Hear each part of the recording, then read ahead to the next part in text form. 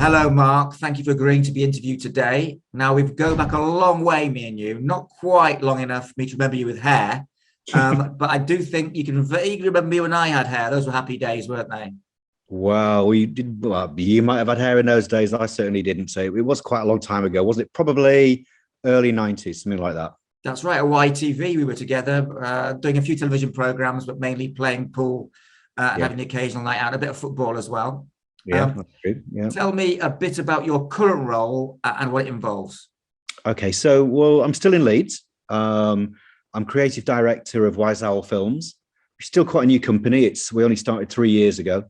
Last year was a tricky year for everybody, as you know, so it feels a lot less than 3 years, funnily enough. We're part of Lime Pictures, who are based in Liverpool and London. So we're their Leeds office, and we make factual programs, documentaries, factual entertainment. And I suppose my job on a week-to-week basis breaks down into three separate categories. The first thing is the running of the business. What I really like doing is hiring people, bringing people in, building teams, just like those football teams we used to build, five-a-side teams in the early 90s. I love building teams and bringing people in. And that's part of my job, getting the brand across, because we're still quite a young brand at Wise Owl. So that's the first part of the job. The second part really is the kind of salesman side of it. It's the winning of business. We have to pitch a lot. There's no TV without ideas, and any ideas that we get, we have to pitch. It used to be that we used to go to London. I used to go to London every week to pitch ideas. Probably that might come back a little bit when we get back to some sort of normality, but a lot of pitching is done by Zoom now.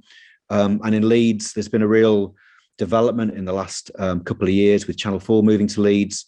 And BBC England have got a base in Leeds as well. So there's a lot more pitching face-to-face in Leeds than there would have been even in our time.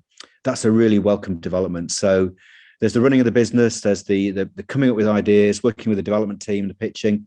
The third bit is once we get the ideas, the programs need making. Again, I'll hire the team, or I'll certainly hire the lead person to make the program or the series. And then I double up as executive producer, which is I appoint a producer to look after the program on a day-to-day basis. And it's very much his show or her show. But I kind of have a light touch across it, kind of almost like the go-between the production team and the broadcaster, making sure that we're delivering what the broadcaster is paying for. I hope it's a light touch, I guess, a bit like a football referee. You're doing a good job if nobody knows that you're there, really. But sometimes there are issues that you need to get involved with, whether they're legal or editorial. But if you hire the right people to make the programs, my job's really easy. Is the simple thing to say. So you've been very, very, very successful, and you kind of discount that, saying that nice guys don't make it to the top, because you're a nice guy. I can say that genuinely. But I want to take you right back, Mark, to the early days. How did you get into telly in the first place? Well, I was a local newspaper journalist in Darlington, and I just wanted to be a writer. I wanted to tell stories when I was a kid, and TV. I would have had no idea how to do that. I didn't know anybody in the industry. I didn't know anybody who worked in the media, full stop, growing up in North Leeds. It wasn't something that you did when you left school. Didn't know anybody. So, well, I just wanted to write. And so I did manage to get a job on a local newspaper in Darlington, and started to tell stories. There were stories from the courtroom or the council chamber. But I think, we were working to deadlines, and that stood me in good stead. It made me realize what makes a good story and what people are interested in. And television's no different, really. It's just that rather than turning around 6 stories a day for a local newspaper, you may be turning around a documentary in 3 months. You've got longer time to do it. But it's still essentially the same job of storytelling and trying to think what would interest people about this story and how do we tell it. So my in was through newspaper journalism, and I used to head up to Tyne Tees in Newcastle to when they were launching a new program or a new series, I'd go up there and interview the star of the show, or whether it's a drama or a documentary series or whatever. And then I heard that through the press office there, I heard that a job was coming up on a political talk show, political lineup, a weekly political debate. And so they needed a researcher there. And so it wasn't a massive step from being a journalist to working on a politics program. And it was really my job to help book the MPs that appeared on the show, and to research the stories that the presenter would be talking to them about. And it was quite fun. I met a lot of MPs, and people like William Hague and John Smith, the Labour leader at the time, and Mo Mowlam. And some of them would come not knowing what their party policy was on any given subject, fox hunting or whatever. And in the green room, and it would be me, briefing Mo Mowlam on what her party policy was on a certain subject, while she put a lippy on. And it was great. So that's how I got into television. It was a good time to be in the Northeast. There was a lot going on at Tyne Tees, and it was a great starting point for me, because I could go from department to department within Tyne Tees, from news to politics to sport to entertainment, and do all manner of programs in the same building. It's interesting you talk there about storytelling, and I think that's one thing I try and impress upon students, and that is they often get those technical skills these days at university, how to shoot, how to edit, and so forth. But that key element of being able to tell a story with a beginning, a middle, and an end, where you care about the contributors, you care about the protagonists, and there's some jeopardy, what's going to happen to them, and you're invested in them, and you want to see how that story plays out. And that's something that students need to think about. That ability to be able to do that is so important in television.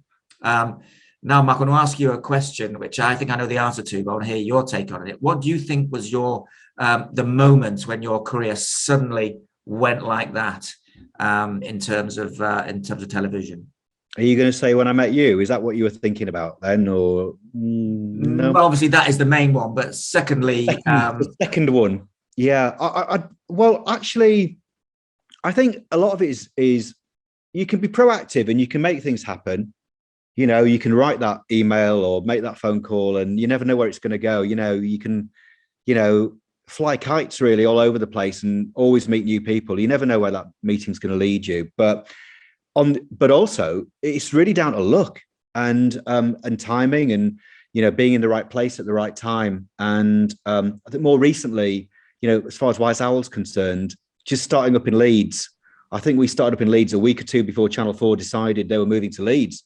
I couldn't make that happen. That was completely a piece of luck. And you get points in your career where you just happen to be in the right place at the right time through luck. And I think for me, probably a career defining point was just the turn of the millennium. I'd started in Leeds. I started in Newcastle, been down to Leeds, went back to Tyne Tees, and then 1998, 1999, there was a new department founded in Yorkshire Television. It was a features department. Before that, I'd been working on serious documentaries, if you like, more current affairs type things. And what happened at the turn of the millennium was that everybody wanted to look back to celebrate the pop culture of the 20th century, whether it was great TV shows or music or films or TV adverts, whatever it was. That we hadn't done that sort of programming at Yorkshire Television before. It would have been much more current affairs and issues led. And suddenly, from making very, very serious documentaries, I could make a program about the Muppets or ABBA or something, or reunite the cast of The Sound of Music or Grease or whatever we were doing at the time. So I got a call, would I like to join the team there? And I love popular culture. It's always been a big thing for me, music and television. And to go back down to Leeds at the start of a new department, at the start of the end of a millennium, Channel 4 was starting a new brand, or we proposed a new brand called 100 Greatest, which was really the beginning of the list show era in 1999, 100 Greatest TV moments and ads and, number one singles and albums. We did about 20 of them. One thing just led to another is what you find when something's successful. And so for me, it's about timing, just happening to be in the right place at a time when my services were required to work on something that I really wanted to do. You can't really plan that. You just got to make the most of the opportunities when they arise. So I think that was a big turning point for me. I'll tell you what the big turning point for you was, Mark, and that go on. is I was always aware of your great sense of humour. But obviously, most of the department aren't necessarily aware of that. But you did a thing called Fantasy Football League. Yeah. And you, as part of that, did a kind of weekly handout, which was who's doing well, who's doing badly, a very humorous kind of department missive. And that was spotted by one of the heads of departments who just saw in you that talent, saw in you that attribute. And I think, I may be wrong, but that's why you got the 100 Greatest TV Moments gig, which is a fantastic program. But it was part of that making your own luck, because you had that personality, because you're able to showcase that personality in a completely different way. It wasn't a formal interview. It was just by chance, you know, and that's what happens sometimes, isn't it? It's just fortune, but it's also luck that you make for yourself. And that's the way, you know, I remember that time.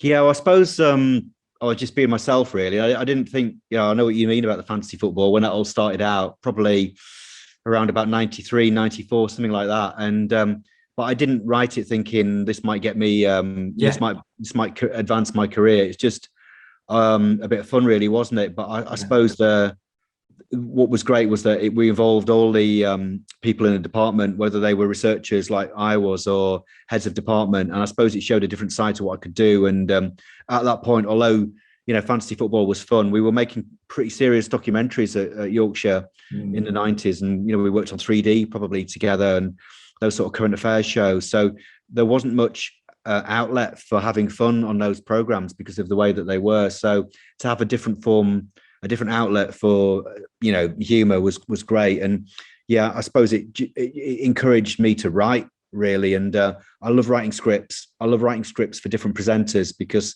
you're hearing their voice in your head as you're writing them. And one minute it might be for a comedian, and the next minute it might be for a presenter or a journalist or whatever. And you've got to get into their head and write like they talk, really. You know, so I've loved the writing side of it. I always have done. And that's all I wanted to do, really, when I started off, was be a writer. And I still love writing, whether it's treatments or scripts, you know, or whatever. It's great fun. So what advice would you give people wanting to break into the media industry, Mark? I would say, I would say don't try and fit into the industry, but just be yourself, really. You know, I think it's relaxed a lot more since we started out in terms of qualifications. You know, there's probably certain places you couldn't. I didn't have a degree. I got 2/3 through my degree and then got a job offer on a local newspaper. So I left. I've not got a degree, and I don't think you need a degree to work in television at all. You know, I think when we interview people, it doesn't really matter what their qualifications are. You know, like you say, some people can shoot and or edit or whatever it is, and that might be what you want for the job. But you just want that spark of people have got a spark about them, and you just think, oh, they could fit into the team really well for that particular role that I've got. It's not really, to me, about formal qualifications. You know, I mean, like I say, technical ability can be useful depending on what the job. But I would just be yourself and just remember that, you know, everybody's got a different story to tell and that you are your own brand. You know, you're unique and you're coming into TV, whether you're 22, 23, 24 or whatever, you've got 20 odd years of your own story that you've built up inside you, and your upbringing and your interests, and just be yourself, really. Don't fit into what you think people are looking for. But just be yourself, because that shines through, and don't be a stereotype of what you think somebody in television's like, because that might have been the case when we were starting out, but it's a very different industry now. And I think just don't assume, you know, I'm not saying be arrogant in any way or think you know everything, because, you know, I think me and you are probably still learning every day. There's still, the industry's changing and you're still learning things and making mistakes and learning from mistakes. But I don't think assume when you're 22 or 23 that everybody knows what they're doing, because they don't. And really nobody knows what they're doing. And it's that, you know, I don't know if you found that, but it's that kind of, you know, that somebody once said there's only 2 golden rules to making successful TV shows, but unfortunately nobody knows what they are, and that's absolutely the case. Nobody really knows what they're doing. If they did, every single program would be a hit, wouldn't it? So commissioning editors don't know, producers don't know. We're just guessing, but you get a gut feeling. But you just got to trust yourself, trust your gut. And I say, when you come into Wise Owl or wherever you're going for a job, just be yourself and don't worry too much about, a preconceived idea of what it's like in television, or even about we've hired people that have had degrees in history or this, that and the other. They've been interested in documentary making, or maybe they know a subject well that we're about to make a program about. But I don't think you need to be a media studies student or to work in television. Let's put it that way. But it can help. Clearly, it depends what you want to do. Yeah, I think you used the word spark there.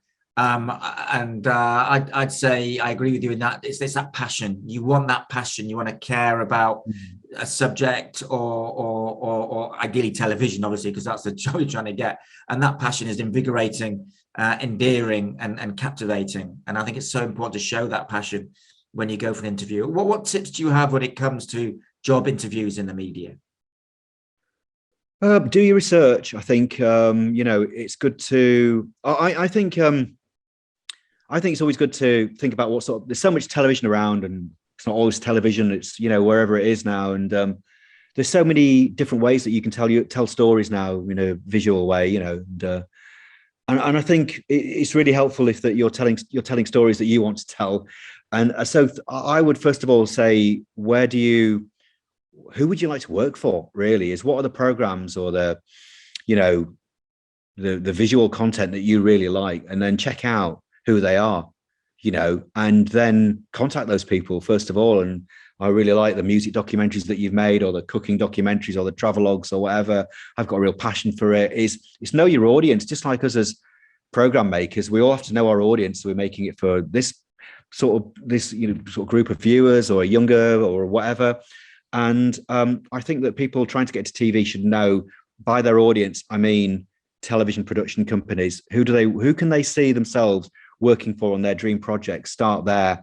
And it is flattering when somebody truly has watched the programs that you've made when they come in to talk to you, because sometimes you'll get emails and you just think, I feel like they've sent this email to probably 20 different companies and just changed the name of the company. Do you know what I mean? So it does shine through. And I think it's, like I say, the passion and the authenticity about your approach, and having an idea what you want to do and targeting, really, rather than kind of carpet bombing. That's a really good thought, actually. The other thing is, also, they wouldn't get an interview without some kind of decent CV. And a bugbear of mine is somebody who's got a CV template off the internet, which is the same sort of CV. You go for a job at Nando's and it's got education, GCSEs, etc. What CV tips do you have, Mark? I like it when when people link to something that they've done. I've hired people before.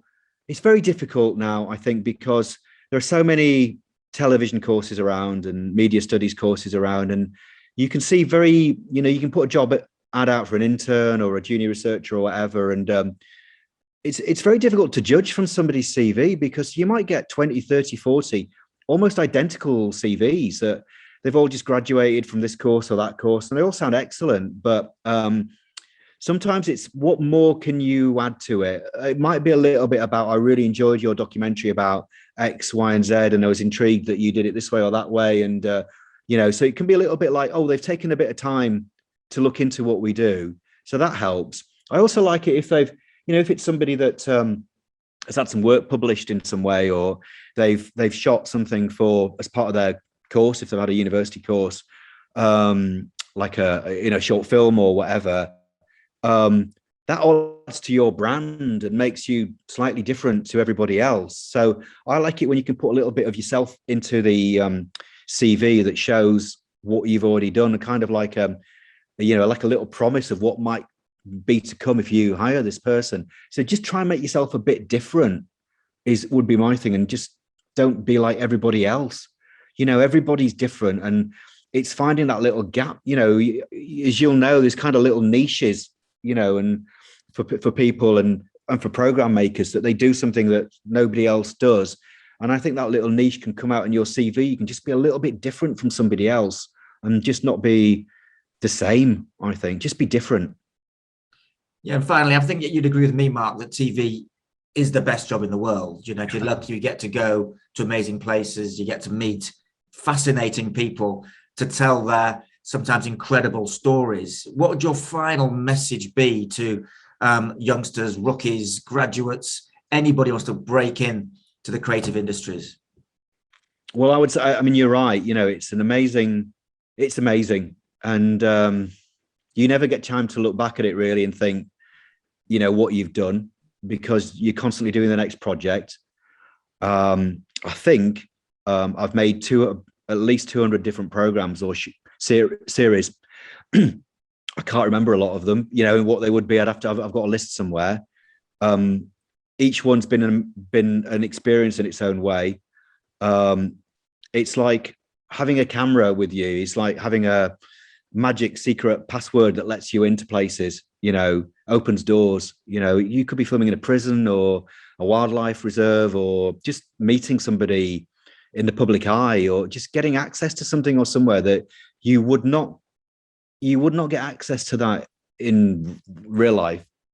So it just opens doors in a way. And I think that's a real privilege. And, there's nothing better than when your program's on somewhere and you may be driving back from work or wherever you are, and you're passing somebody's window and you can see that they're watching your program or a program that your team made, and think of the privilege of that you've got a story to tell, that 1 million people, 2 million people are all giving up an hour of their Saturday night to watch something that you and your team have put together. That's an amazing privilege. I mean, where else does that happen?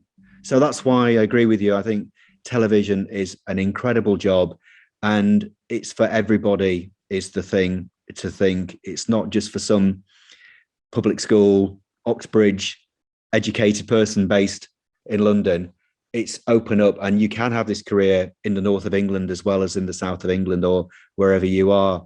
It's obviously still a little bit harder in some places, but that has changed and it's still changing. But I would say, yeah, television, if you want to tell a story, it's the best place to do it, without a doubt. Mark Robinson, producer, leader, legend. Thank you for your time. You're very welcome.